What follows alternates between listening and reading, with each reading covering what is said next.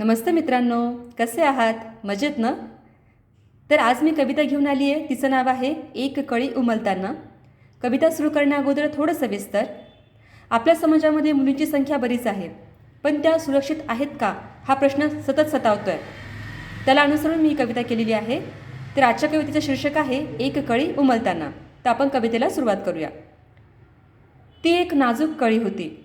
ती एक नाजूक कळी होती. मनानं हळवी तर शरीरानं कवळी होती. आईबाबांची एकुलती एक लाडकी परी होती.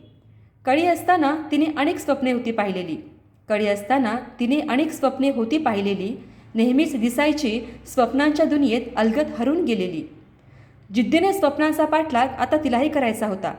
जिद्दीने स्वप्नांचा पाठलाग आता तिलाही करायचा होता. तिच्या आईबाबांच्या चेहऱ्यावरचा निखळ आनंद पाहायचा होता. काही दिवसातच ती तारुण्यात पदार्पण करणार होती. काही दिवसातच ती तारुण्यात पदार्पण करणार होती. नाजूक कळीपासून फुलात उमलणार होती. पण त्याआधीच तिच्यासोबत दुर्दैवी घटना घडली. वासनाधुंद नराधमाने उमलणाऱ्या त्या कळीचा चकनाचूर केला. एका क्षणात तिने पाहिलेल्या स्वप्नांची राख झाली.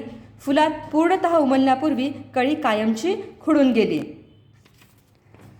एक कळी उमलण्यापूर्वी दुर्दैवी अंत तिचा झाला. परीचे अस्तित्व नष्ट झालेले पाहून तिच्या आईबाबांचा शोक अनावर झाला. नाजूक कळीचा दुर्दैवी अंत पाहून त्यांनी सुद्धा देहत्याग केला. एकूणच संपूर्ण कुटुंबावर नियतीने घाव घातला. समाजात अशा असंख्य कळ्या आहेत ज्या उमलण्यापूर्वीच खुडल्या जात आहेत. त्यांच्या असुरक्षिततेची चिंता पालकांना सारखी सतावते आहे.